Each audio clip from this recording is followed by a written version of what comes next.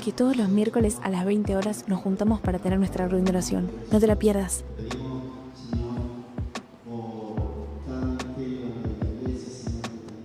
Los sábados a las 19 horas tenemos...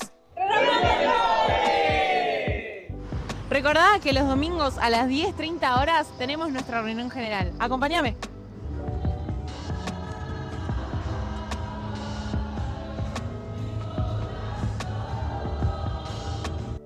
Recordá seguirnos en nuestras redes sociales @raicesiglesia.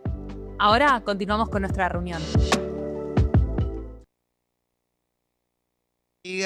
Damos gracias al Señor por estar en este día en su casa. Amén. El último fin de semana de abril, ¿no? Gracias a Dios hemos pasado un gran mes, hemos celebrado el aniversario, celebramos Semana Santa, así que hemos vivido un abril a pleno y de la misma manera tenemos así expectativas para el mes de mayo que en breve va a comenzar. Así que estamos muy, pero muy contentos y agradecidos al Señor, ¿sí? Ustedes saben que yo nunca pido oración. Es muy raro que yo pida una oración personal, pero ha venido mi suegra por varios meses, así que oren por mí. Bueno, yo le digo a ella, ojo con robarme protagonismo en la iglesia, porque llegás y te haces la reina, así, bueno, para los que la conocen, la quieren mucho acá en la iglesia, así que también estamos contentos por ella. Una bendición. Y para colmo de males, mi cuñada también. Así que bienvenida, Andrea. Primera vez que está en Raíces, así que nos alegra que estés con nosotros, porque siempre que nos juntamos charlamos de la iglesia, de la obra del Señor y de cómo Dios nos bendice. Y bueno, ver un poco materializado el testimonio que nosotros muchas veces damos de los hermanos, porque siempre nosotros decimos que esta es la mejor iglesia de todas. Bueno, si no se lo creen ustedes, no sé, vamos a hacer una encuesta popular, ¿sí? Pero agradecidos al Señor por lo que somos, por lo que Dios hace en nosotros, porque Él es bueno y porque de alguna manera todo se lo debemos absolutamente a Él. Así que celebramos, disfrutamos la vida de la iglesia y como recién decían los hermanos que ministraban la alabanza, el Señor nos da una casa, nos da una familia. Y acá podemos disfrutar, encontrarnos y ver al Señor en medio de todo esto, ¿sí? Bueno, vamos a comenzar una serie de sermones basados en las dos cartas del apóstol Pedro. Primera de Pedro y segunda de Pedro. Vamos a ir viendo a través de diferentes domingos de aquí por unos meses. Así que los alumnos del Instituto Bíblico que este año tienen epístolas generales, los de acá del IBE, ¿sí? Ya pueden ir afilando el lápiz y tomando apuntes. Algunos me dicen, no me hablé del IBE. Bueno, y de las tareas. Así que es muy, pero muy interesante estas dos cartas que escribe el apóstol Pedro. El Señor seguro que nos va a bendecir, nos va a ministrar y va a hablar a cada uno de nuestros corazones. Así que me toca a mí dar un poco la introducción de todo esto, porque si no entendemos cuándo vivía el apóstol Pedro, dónde vivía y qué le estaba pasando a la gente que recibe la carta, es muy poco probable que entendamos bien el texto, la carta en sí, todo lo que Pedro tenía para contar, ¿sí? No es muy difícil identificarlo al autor, porque así arranca la carta, Pedro, apóstol de Jesucristo, o sea, primera palabra y ya se identifica quién es y quién es el que está escribiendo esta carta. Escribiendo, digamos, entre comillas, porque en realidad el que va a escribir la carta es un hermano conocido de la iglesia en aquella época llamado Silvano, que va a ser mencionado en el último capítulo, que se lo relaciona con Silas, el Silas compañero de Pablo en su segundo viaje misionero. Así que más que escribir de puño y letra esta carta, Pedro la dictó, ¿no? Se la dictó a Silas, a Silvano, y entonces ahí quedó redactada esta carta, cosa que no es raro en el Nuevo Testamento. Aún el apóstol Pablo también lo hizo en la carta a los romanos con Tercio, que le sirvió de secretario. Así que ahí está. Tenemos un mapa para mostrar, así nos ubicamos en tiempo y espacio. Bueno, ¿eso está en PowerPoint o en otra? Ok, a ver si... bueno, dejémoslo ahí. El apóstol Pedro está en Roma, la capital del imperio, ¿sí? Probablemente le quede, en el momento en que él escribe la carta, no sé si lo sabe, pero le queda poco tiempo de vida, porque la tradición cuenta que el apóstol Pedro va a morir en Roma. Así que ya está en Roma, en su último lugar, antes de morir, ¿sí? A la que simbólicamente él identifica también en el capítulo 5 como Babilonia, ¿no? Es un nombre simbólico para hacer referencia a la capital del imperio. Ustedes saben que esto ha sido así en la historia y es así en la actualidad, ¿no? Los lugares de mayor corrupción, de mayor abuso, de mayor comercio y de egoísmo y demás, está relacionado con las capitales más grandes del mundo, ¿no? Donde hay placeres, donde hay pecado, donde hay corrupción y demás, y Roma no era la excepción. Entonces, para muchos, simbólicamente, rememoran con el nombre de la Babilonia, de la época de Nabucodonosor y demás, cosa que el Apocalipsis también va a hablar simbólicamente de la ciudad de Roma con este nombre, con Babilonia, ¿no? Y desde Roma, el apóstol Pedro va a escribir la carta hacia sus destinatarios, que como ustedes ven ahí en la flechita, están en lo que se conocía en aquella época y actualmente como el Asia Menor, que ahí se van a identificar los lugares que enseguida vamos a leer: Capadocia, Bitinia, la región de Gálatas, ¿sí? De Galacia. Esa zona es la zona del Asia Menor, que hoy sería todo Turquía. Por eso, si alguno de ustedes quiere hacer un viaje turístico y conocer tierras relacionadas con el Nuevo Testamento, los apóstoles y demás, bueno, un viajecito a Turquía estaría bueno. Voy de acompañante si quieren, no hay problema, ¿sí? Así que son lugares muy, pero muy interesantes. De hecho, hay muchas ciudades bíblicas mencionadas en la Biblia que actualmente existen y tienen todo su resabio, toda su historia, ¿sí? Monumentos, lugares muy interesantes. De hecho, en esta región, ahí como ustedes la ven, es donde están las 7 ciudades que se mencionan en Apocalipsis, cuando en capítulo 2 y 3 encontramos las cartas, ¿no? A Éfeso, Esmirna, Tiatira, cosa que también ya hemos hablado en la iglesia, ¿sí? Así que Pedro desde Roma va a enviar la carta al Asia Menor a los destinatarios que están en ese lugar. Este es el mapa un poquito más chiquito, ¿sí? O por lo menos más puntual. Ahí tenemos entonces Panfilia, Frigia, Galacia, Bitinia, el Ponto, Capadocia. A los creyentes que están en ese lugar es que el apóstol Pedro les va a escribir. Gracias por las imágenes, ¿sí? Ahora, ¿qué situación está viviendo la gente que va a recibir esta carta? Muchos de los cristianos a los que se dirige el apóstol Pedro son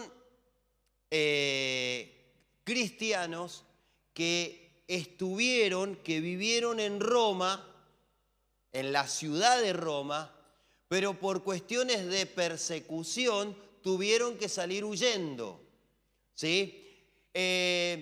Comúnmente nosotros, cuando relacionamos el cristianismo de los primeros siglos, los relacionamos con cristianos que están siendo perseguidos, que tienen que escaparse y demás, ¿no? Pero no siempre las persecuciones fueron iguales. De hecho, fíjense, en toda la historia del cristianismo, el cristianismo ha sido perseguido. En mayor o en menor medida, con diferencias ¿sí? Pero siempre el cristianismo ha sido perseguido. De hecho, fíjense ustedes que ni bien comienza el cristianismo, después de que Jesús muere en la cruz, resucita al tercer día y se les aparece por 40 días consecutivos, resucitado, ¿sí? Ni bien ocurre esto y el Señor por su Espíritu Santo se manifiesta en el día de Pentecostés, a partir de ahí empieza la persecución, de ahí en adelante, ¿sí? De hecho, Pedro y Juan, ahí muy cerquita, Hechos capítulo 3, el Señor sana a un paralítico en la puerta del templo, ellos predican, se convierten en 5.000 personas y los meten presos. O sea, ya arrancamos con el tipo, arranca la iglesia y ya la están clausurando, una cosa así. O arranca el ministerio y ya metieron preso al pastor, una cosa así. Entonces, desde el inicio hasta hoy, la iglesia ha experimentado diferentes tipos de persecución. Los primeros que persiguieron a los cristianos fueron los judíos, ¿sí? Los judíos celosos, los fariseos, los sacerdotes. De hecho, recuerden ustedes el testimonio de Saulo, que comúnmente lo identificamos como el perseguidor de la iglesia, y de hecho él se trasladaba de Jerusalén hacia la ciudad de Damasco buscando cristianos con el permiso de meterlos presos y traerlos a Jerusalén, ¿sí? Lo mismo pasó con la muerte de Esteban. Después de que muere apedreado Esteban, viene la persecución sobre Jerusalén y los cristianos tienen que salir de nuevo. En este caso, esta gente ha huido de la persecución que hubo en la ciudad de Roma, porque después, más adelante, hacia el final del primer siglo, hacia el año 100, va a haber una persecución, pero esa persecución va a sentar precedente porque va a superar todas las persecuciones hasta el momento, porque va a ser una persecución imperial. Porque una cosa es que te persigan en tu ciudad y otra cosa es como decir, bueno, me están persiguiendo en la ciudad, me persiguen en Lavallol, me cambio a Banfield, por decir algo, ¿no? El asunto es cuando la persecución se convierte en imperial. ¿A dónde vas? ¿A dónde te escapás? Porque te van a perseguir en cualquier lugar donde vayas, ¿sí? Entonces, hacia el final del primer siglo, recién ahí vamos a encontrarnos con una persecución imperial donde los cristianos definitivamente no van a tener a dónde huir, a dónde tener paz. Pero en este caso, varios años antes, a los que le escribe el apóstol Pedro, han tenido que escapar de Roma, de la ciudad capital de Roma. ¿Por qué? Porque se los ha considerado a los judíos y a los cristianos como revoltosos. Estos hacen lío, donde van hacen lío, hacen tumulto, predican el evangelio. Imagínense, hoy de pronto la realidad es distinta. Es muy raro que alguno de nosotros haciendo evangelismo en la calle, no sé, en la estación del tren o en una plaza y con micrófono o no, gritando, ¿no? Predicando el evangelio, alguien de los que te escuche empiece a contrarrestar tu prédica. Alguien de los que te escuche empiece a tirarte piedras o a gritarte o cosas por el estilo. Es más, si lo hacemos organizado, hasta viene un patrullero de la policía y nos cuida, ¿no? Pero en aquella época, ¿sí? El que predicaba en la calle, en las plazas y demás, estaba a expensas de que cualquiera, no me gusta tu mensaje, y hacerle preguntas desde el auditorio y tirarles piedra y perseguirlos. No es, hoy, dentro de todo, por lo menos en lo que nosotros conocemos, nadie sale apedreado por haber predicado en la calle. A lo sumo, la gente se da vuelta y se va y no te escucha. Pero en aquella época, ¿sí?, que se predicara y se compartiera en lugares públicos, eso te exponía inclusive tu propia vida física. Entonces, los cristianos de la ciudad de Roma eran acusados de revoltosos porque donde estaban habían disturbio, habían lío. Obvio, los cristianos siempre reaccionando de manera pacífica, pero no así los que escuchaban el evangelio. Y entonces Nerón, que por esa época era el emperador romano, ¿sí?, bastante terapia necesitaba Nerón, ¿no? Le echó la culpa a los cristianos de las situaciones que habían ahí y entonces muchos tuvieron que huir. De los que tuvieron que huir, muchos fueron a refugiarse en esa zona que mirábamos recién en el mapa, en el Asia Menor. En ese grupo de destinatarios nos vamos a encontrar con judíos cristianos y con gentiles cristianos, ¿sí? Gente que vienen de diferentes orígenes étnicos, de pueblos, de razas, ¿sí? Pero que ahora tienen algo en común. Todos estamos siendo perseguidos. No por ser judíos, no por ser gentiles, estamos siendo perseguidos por ser cristianos. A esos cristianos es que el apóstol Pedro va a escribir esta carta. Por eso es muy interesante cuando uno, con todo esto que estamos diciendo, aborda la carta, leyendo la carta, encuentra la cantidad de referencias que hay en relación a las pruebas, a la persecución, lo vamos a ver, al fuego de la prueba, el diablo que anda como león rugiente. En esta carta hay una gran cantidad de referencias a la persecución, al dolor, a la prueba, al sufrimiento. Porque justamente el apóstol Pedro va a escribir esta carta con el propósito de animar a estos creyentes a pesar de las pruebas. De hecho, fíjense ustedes qué cosa interesante, porque estos cristianos huyen de Roma, se van a ese lugar, pero en el lugar donde llegan, al Asia Menor, a todas estas regiones, a estas ciudades que se mencionan, es como decir, nos fuimos de Roma para respirar un poco y descansar de la persecución, se instalan en esos lugares, empiezan a buscar trabajo, empiezan a desarrollar su vida de iglesia y se encuentran con la realidad de que ahí también lo van a perseguir. No como los soldados romanos, pero los van a maltratar. Van a conseguir un trabajo y el amo que no es cristiano los va a maltratar. Y los van a acusar de malhechores, los van a acusar de ladrones, los van a acusar de un montón de cosas. Y es como, al final me vine de Roma, me vine con toda la familia, huyendo, vengo acá para encontrar un poco de reposo, un poco de paz y encima otra vez acá. Esta mañana, pensando en el pasaje, me recordaba la historia de Noemí, que ella con su esposo y sus 2 hijos, frente al hambre que hubo en Belén, dijeron, nos vamos a ir de acá porque si nos quedamos acá nos vamos a morir de hambre. Y se fueron a Madián y los hijos terminaron muriendo igual. Y el padre, el esposo de Noemí, terminó muriendo igual. Es como decir, salimos de Belén para huir de la muerte y al final encontramos la muerte en Madián, a donde buscamos refugio. Esta gente va a salir de Roma huyendo de la persecución y a donde va a llegar se va a encontrar con la persecución también. Y entonces el apóstol Pedro en uno de los versículos va a decir, muchachos, no se sorprendan porque van a pasar por pruebas.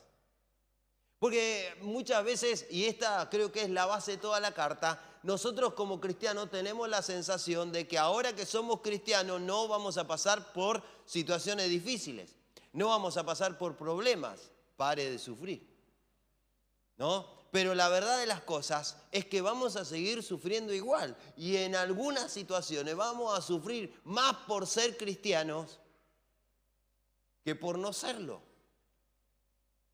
Van a haber situaciones en las que nos vamos a encontrar en una situación así. Por eso es tan interesante mirar esta carta y leerla con esta visión, con esta perspectiva. Los que están recibiendo la carta son cristianos que huyendo de la persecución llegaron a un lugar donde los van a seguir persiguiendo. Huyendo del dolor y del sufrimiento van a llegar a un lugar donde van a seguir sufriendo de todas maneras. Igual.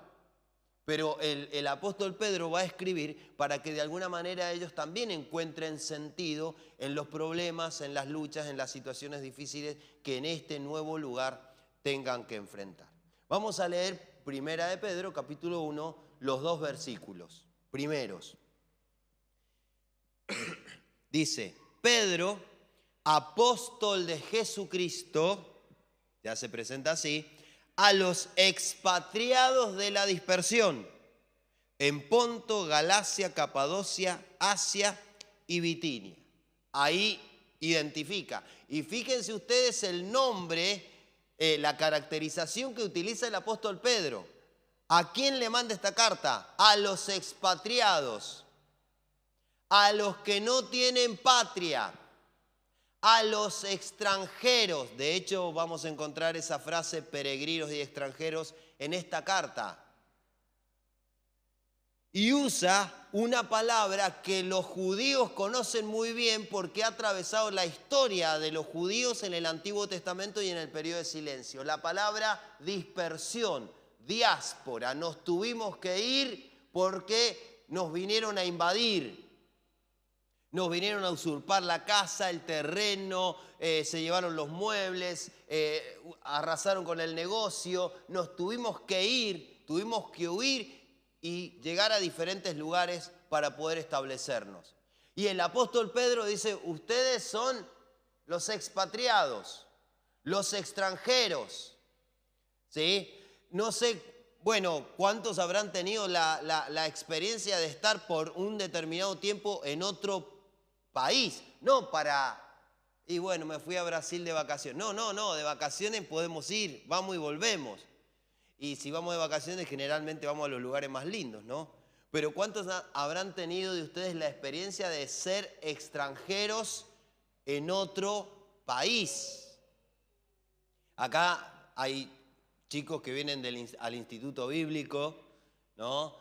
De otros países. Y acá mismo nosotros somos muy bendecidos y así lo sentimos y así lo celebramos porque sabemos que hay hermanos que aquí en la Argentina son extranjeros. Y por más cómodo que nosotros nos podamos sentir, hay algo que vos siempre estás añorando. Hay una melancolía que te agarra de vez en cuando. Y a veces te digo, ni siquiera porque te fuiste a otro país, que te fuiste de provincia. Porque yo era de tal provincia y me vine para acá. ¿No? Y uno te agarra esa melancolía de extrañar la casa, las comidas, las costumbres y demás. Bueno, de alguna manera el Señor nos exhorta y nos hace pensar que así nos deberíamos sentir todos. Porque la verdad de las cosas, ninguno de nosotros, ¿sí? Esta no es nuestra última tierra. Esta no es nuestra última ciudadanía. Esta no es nuestra última patria. Y no es que seamos desleales, ni antipatriotas, ni cosa por el estilo, pero la palabra de Dios nos habla de que a nosotros nos espera otra ciudadanía, otra tierra. El apóstol Pablo dice en Filipenses 3:20 que nuestra ciudadanía está en los cielos. Así que al margen de físicamente, literalmente ser extranjeros o no, porque vivimos en el lugar donde nacimos o no, todos somos extranjeros. Estamos acá por un tiempo, por los años que el Señor nos permita vivir, pero esta no es nuestra tierra final. Por eso este sentido de Pedro de referirse a los hermanos como expatriados, de decir, miren, hay algo más que esta tierra, hay algo más que haber viajado de un lugar a otro. Ustedes son extranjeros en esta tierra porque son de otra ciudadanía. No significa que nosotros neguemos la realidad en la que vivimos ni dejemos de cumplir con las responsabilidades que implica vivir en esta. Yo no pago la luz, no pago el alquiler porque, bueno, soy de otra patria. No, vas a terminar viviendo en la calle, te va a meter presa la policía, no sé. Pero el punto es que nosotros no debemos perder la perspectiva que esto que aquí donde nosotros vivimos no es el final. Esto es un mientras tanto.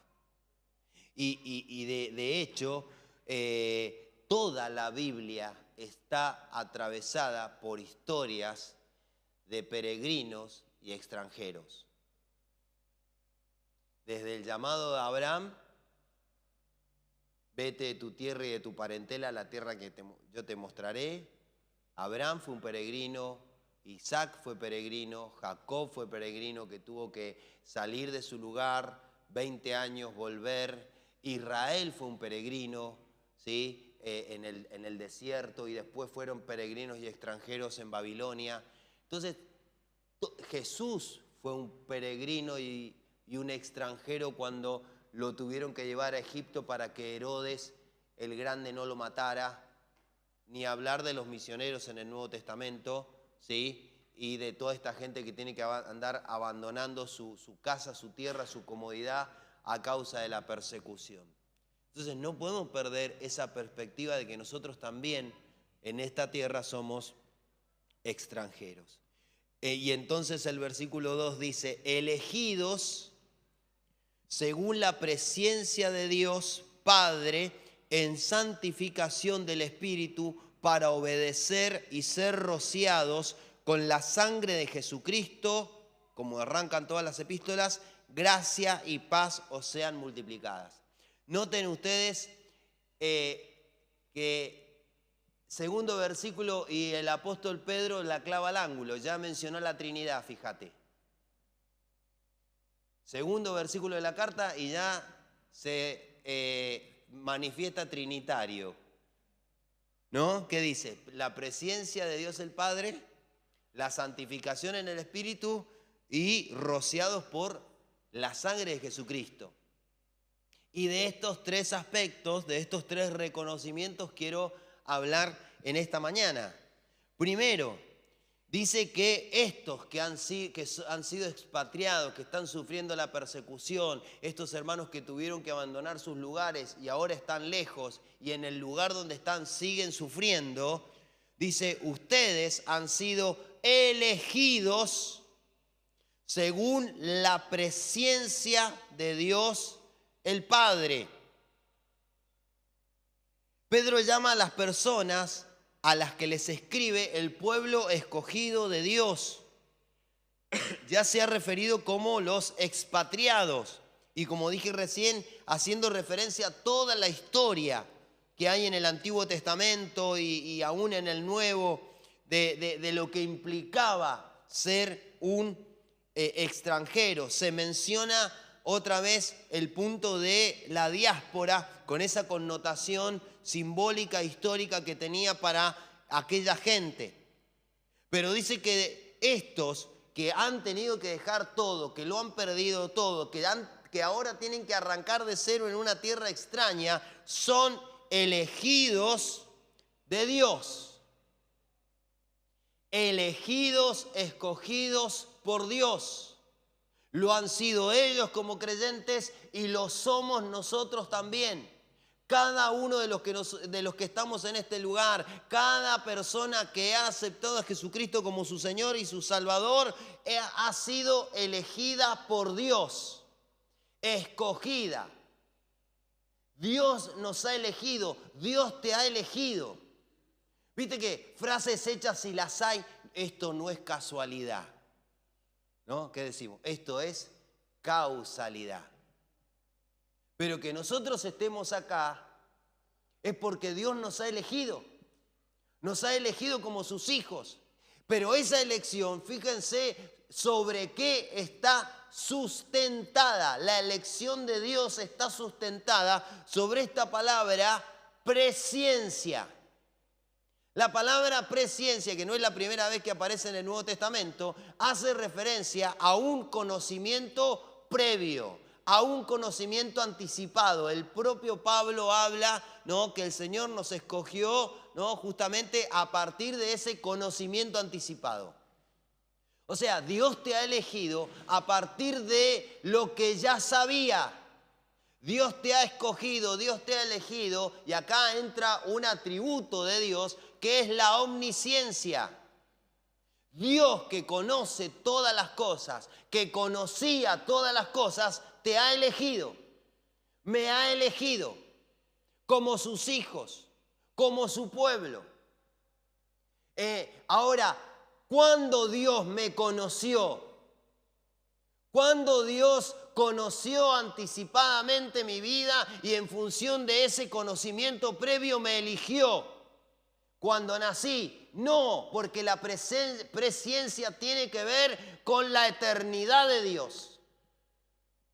O sea, antes de que Dios creara todas las cosas, antes de que Dios lo hiciera todo, el Señor en su pensamiento, en su conocimiento anticipado, ya te conocía y ya te había elegido. Esto es increíble, pero es así, lo dice la Biblia. A veces nosotros nos deprimimos y decimos, mi vida no tiene sentido, no tengo propósito, nadie me conoce, ¿quién sabe lo que yo estoy viviendo? La palabra de Dios dice que Él nos ha conocido desde antes. Desde antes el Señor nos conoció. Y en base a ese conocimiento previo, a ese conocimiento anticipado, nos eligió. Ahora, no te eligió porque cumplías con las condiciones. No te eligió porque cumplías con una lista de requisitos. Ninguno de los que estamos acá cumplíamos con ciertas condiciones para decir, yo soy apto para que Dios me elija. Yo merezco que Dios me elija. Mirá, si Dios no me elige a mí, la frutita que se va a perder. No, ninguno de nosotros teníamos condiciones, méritos suficientes, ni siquiera teníamos méritos, para que Dios nos eligiera. Por eso esta elección es una elección incondicionada, incondicional de Dios. La verdad de las cosas, ningún ser humano, no porque estemos nosotros acá, ningún ser humano merece ser elegido por Dios, ni creyente o no creyente. Nadie tiene los méritos suficientes para moverle la aguja a Dios y decir, sí, a este lo salvo porque se lo merece. Pero lo cierto es que en esa elección de allá, de la eternidad, en la mente de Dios, esa elección tuvo y tiene un propósito. Por algo Dios me eligió. No. Para algo Dios te eligió. Si nosotros decimos por algo me eligió, quiere decir que vos tenés cierto mérito. Mérito no tenemos. Entonces tenemos que cambiar la premisa. No podemos decir por algo Dios me eligió. No. Para algo Dios me eligió. Para algo Dios te eligió. Y ese es el sentido. Ese es el punto, que cada uno de nosotros descubramos ese propósito por el cual Dios nos ha elegido y hagamos que la vida que Dios nos ha regalado, esa elección, esta vida eterna que Dios nos ha regalado, merezca ser vivida con dignidad. Como dice el apóstol Pablo, honrando ese llamamiento, esa vocación con la que hemos sido llamados. Que cada uno de nosotros en nuestra vida pueda honrar con testimonio, con fe, con perseverancia, esa elección inmerecida que Dios tiene sobre cada uno de nosotros.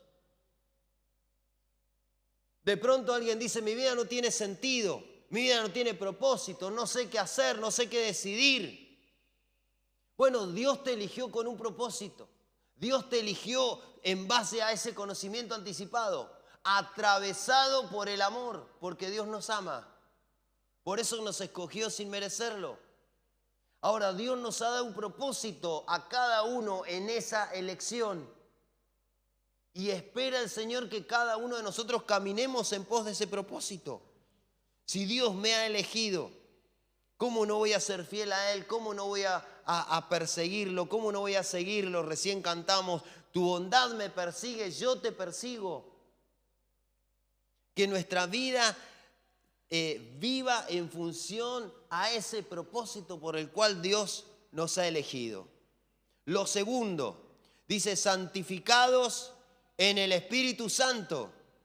Además de que Dios nos ha elegido, Desde antes de la fundación del mundo, nos ha elegido en su mente, en su conocimiento previo, nos ha elegido para que seamos santificados en el Espíritu Santo. Ahora, hay algunas cosas que nosotros tenemos que entender. El Espíritu Santo, la tercera persona de la Trinidad, vino a vivir a tu vida el día que te convertiste. El día que le entregaste tu vida a Jesucristo, ese día vino el Espíritu Santo a vivir a tu corazón. Yo siempre digo cuando enseño, ese día que le entregaste tu vida al Señor, te pasaron tantas cosas que uno en ese momento no tiene idea. Pero el hecho de que vos no lo sepas no significa que no pasó. Veníamos quebrados, perdidos, arruinados, condenados. Y ese día le entregamos nuestra vida al Señor. Y ese día el Espíritu Santo vino sobre nuestra vida. Pues sí, en ese momento, ¿quién el Espíritu Santo? ¿Qué es la conversión? No entendíamos nada. Pero así todo sucedió.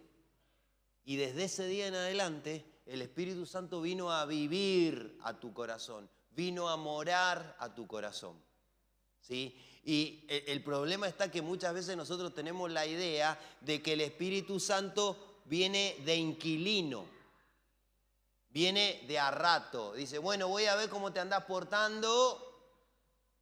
Es como yo siempre suelo contar, ¿no? Viene con la maleta y dice, bueno, viene con la valija armada y dice, bueno, voy a ver cómo te portás la primera semana, si desarmo la valija o no. No, el Espíritu Santo viene para quedarse. Llega y se instala. Vos le das el lugar y dices, ¿dónde voy a dormir? ¿Dónde pongo la ropa? Ah, voy a decir, te viene a quedarse. Porque viene a quedarse. Viene a quedarse.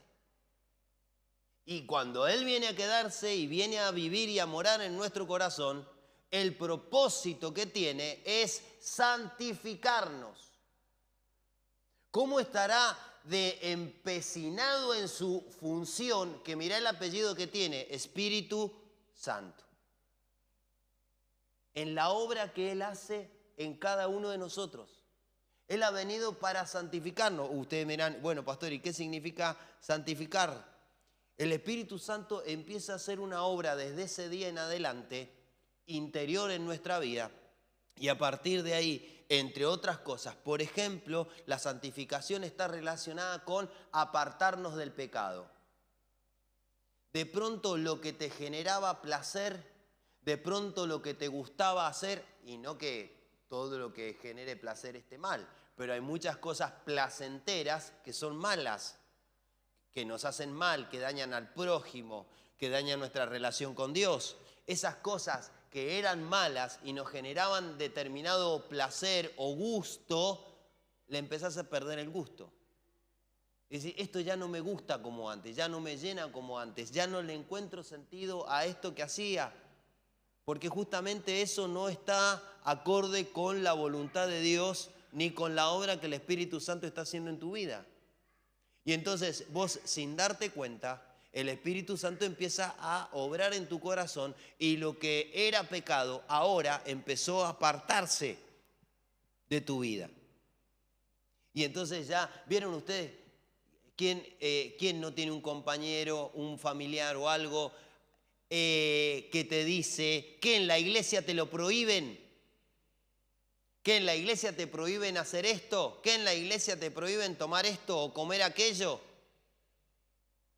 ¿Sería tan fácil que la iglesia lo prohibiera? ¿No? ¿Sería tan fácil? Sí, yo lo hago porque la iglesia me lo prohíbe. Eso es religión. La iglesia no prohíbe nada. Es la convicción del Espíritu Santo que viene sobre tu vida que te dice, mirá, esto está mal. Esto te daña, esto te perjudica, esto te aparta de Dios. ¿Y cómo lo explicás a la gente que te cuestiona y te dice, no, que te lo prohíbe la religión? Y vos decís, no, el Espíritu Santo me ha hablado y me ha dicho, la gente te mira con cara, está re loco. Pero es la realidad. La consagración, la santificación tiene que ver con esto, que la obra del Espíritu Santo en nosotros nos empieza a apartar del pecado. La obra santificadora del Espíritu Santo empieza a generar en nosotros esta necesidad de entregarnos a Él, de consagrarnos a Él, de dedicarnos a Él, de vivir para Él. El Espíritu Santo obra en nosotros a tal punto que uno con el tiempo puede decir, no sé qué me pasa, pero quiero hacer algo para Dios. No sé qué me pasa, pero quiero aprender a tocar un instrumento. Quiero leer la Biblia, quiero estudiar la Biblia. No sé qué me pasa, pero quiero orar más. No sé qué me pasa, pero quiero hablar de Dios a otras personas. Eso tiene que ver con esa obra santificadora que está relacionada con el servicio. No solamente con apartarme del pecado, con destino y propósito. Ahora, ¿cuánto tiempo le lleva al Espíritu Santo santificarnos? Toda la vida. En el original, las palabras que aquí, la traducción de los verbos, del verbo que hace referencia al Espíritu Santo santificándonos, hace alusión a que esto es un proceso continuo. O sea, esto de santificarnos, de transformarnos, de convertirnos en mejores personas, es un trabajo que al Espíritu Santo le lleva toda tu vida. Por eso deberíamos tenernos paciencia nosotros y deberíamos tener paciencia las personas que están en el mismo proceso. Che, ¿cuándo va a terminar el Espíritu Santo con vos? ¿Cuánto que le falta con vos?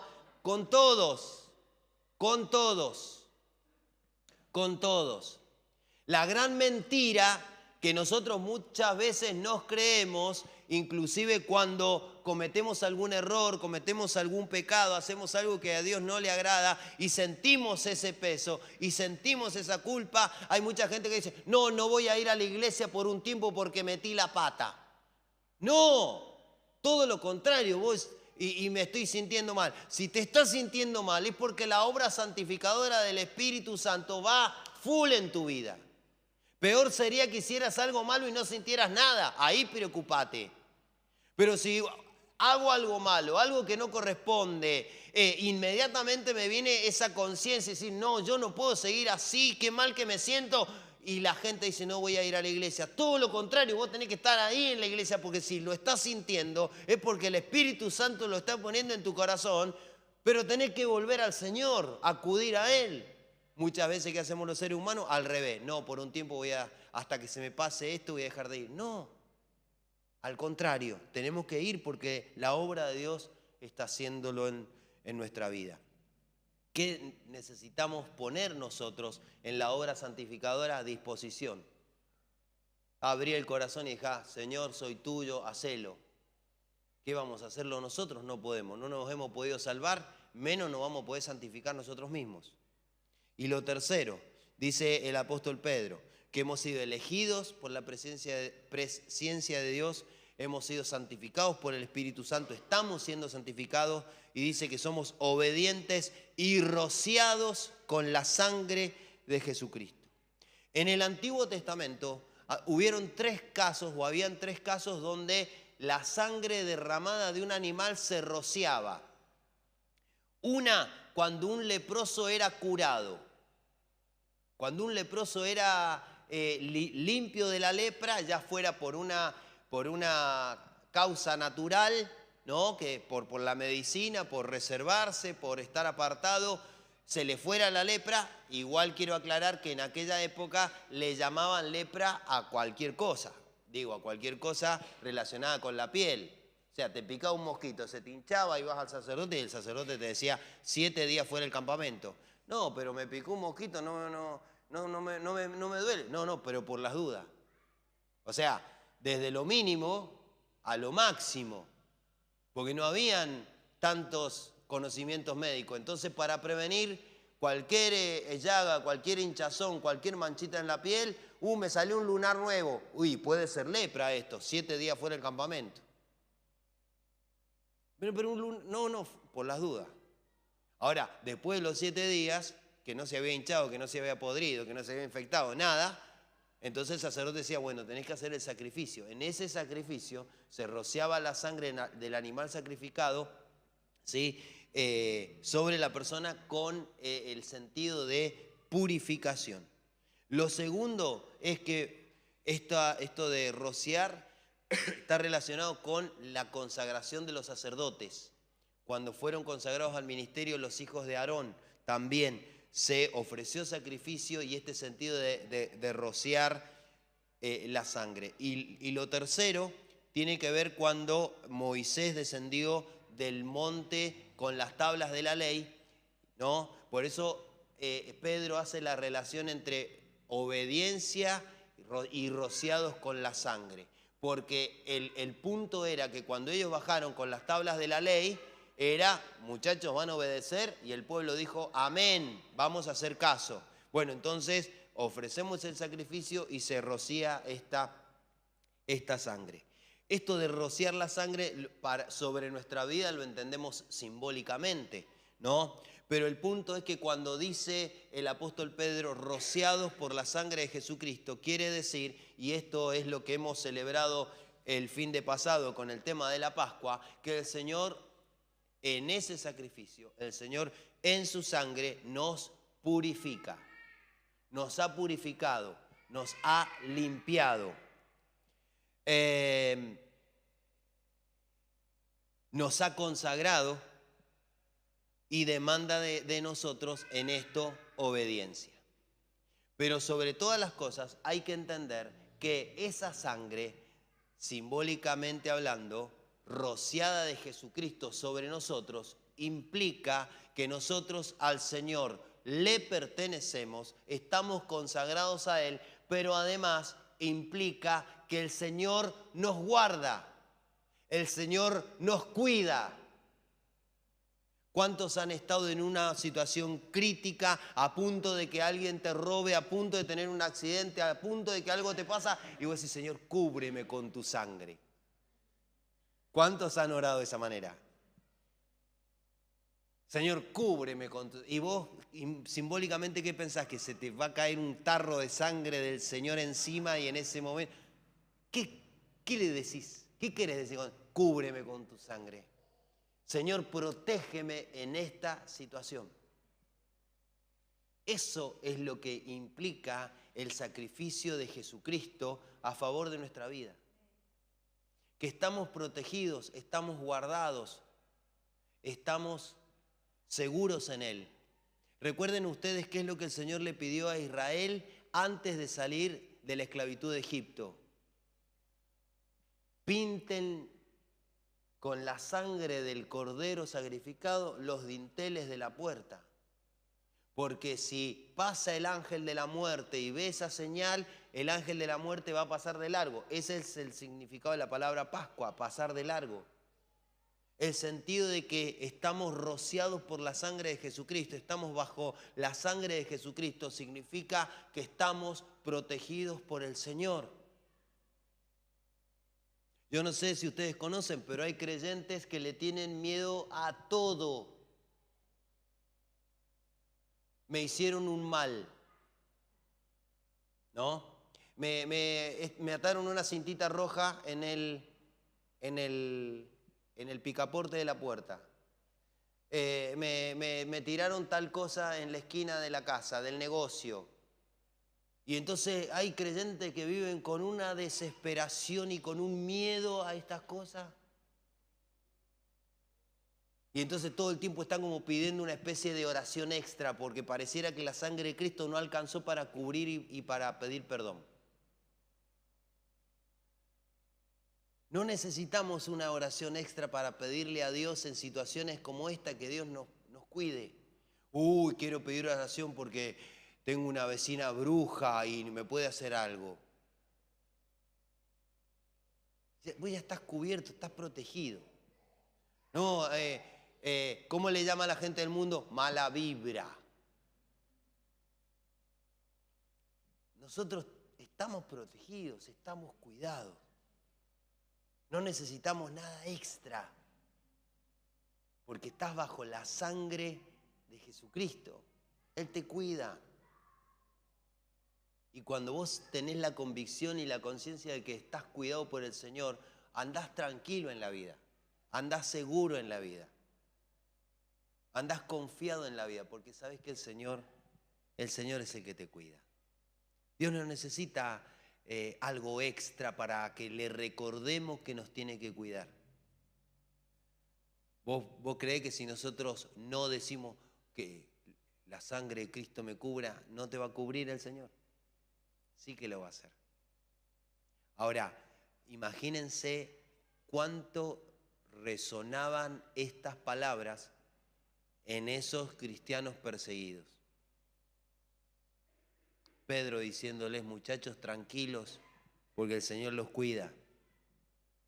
A pesar de los soldados romanos, a pesar de la persecución, a pesar de los compañeros de trabajo, a pesar de los amos a los que ustedes sirven, tranquilos porque yo los cuido, yo estoy con ustedes, yo los he elegido. Y entonces eso te trae un manto de paz y de calma y de seguridad al corazón. Eso es lo que el Señor hace y es lo que el Señor quiere para nuestras vidas. Amén. ¿Qué les parece si nos ponemos de pie?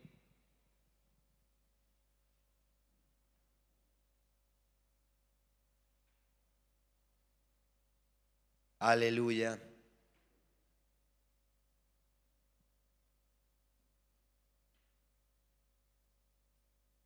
Y oramos juntos al Señor. No sé en qué Dios te habla, qué es lo que has necesitado escuchar en esta mañana, pero yo sé que la palabra de Dios nos habla a todos.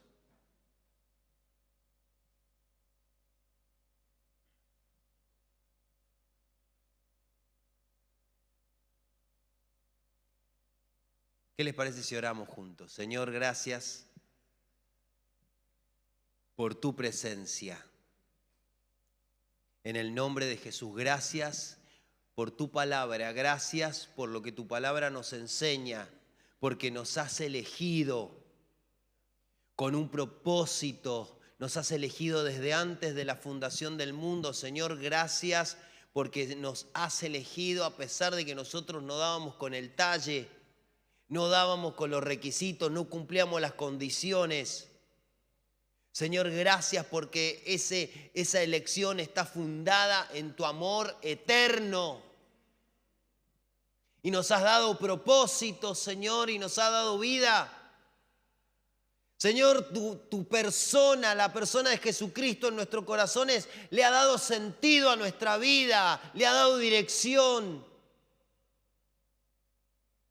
Señor, gracias porque hoy no somos personas olvidadas, abandonadas, marginadas, perseguidas. Estamos bajo los ojos del Señor que nos ha escogido, que nos ha elegido. Y en esa elección por la sangre de Jesucristo somos protegidos, somos guardados, somos cuidados. En esa elección por la intervención santificadora de tu Espíritu, Señor, somos transformados. Padre, gracias en el nombre de Jesús por lo que has hecho en nuestra vida. Gracias, Señor, porque tu palabra nos reenfoca, nos redefine otra vez. Porque tu palabra ordena nuestras prioridades y nuestras jerarquía, Señor, en lo más importante de nuestra vida, que tiene que ver con lo eterno, Señor, con esa patria celestial, con esa ciudadanía en los cielos. Señor, gracias porque tu presencia hace que nuestra vida, a pesar de los conflictos, de los dolores, de los sufrimientos, de las pruebas, nuestra vida sea distinta en este lugar. Señor, gracias porque nos has protegido. Estoy seguro en tu presencia. Estoy confiado.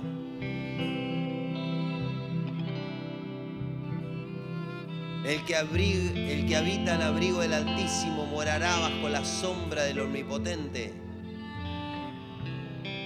Señor, no tengo miedo. No tengo miedo porque estás conmigo. No tengo miedo porque en ti confío, y el día que en ti confío, el miedo se va, el temor se va. Señor, te pertenecemos, somos tuyos, somos tus hijos, somos tus pueblos. Hemos sido elegidos desde la eternidad, antes de que crearas todas las cosas. Ya pensaste en nosotros, ya soñaste con nosotros, Señor. Somos tus hijos, Dios. Por eso disfrutamos tu presencia, disfrutamos tu palabra, amamos tu palabra, escucharla, estudiarla, entenderla, Señor, que nos da conocimiento, que nos da entendimiento, que nos ilumina.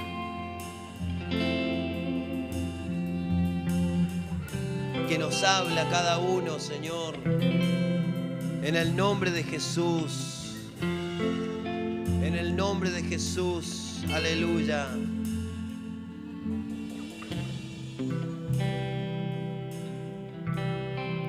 Gracias, Señor.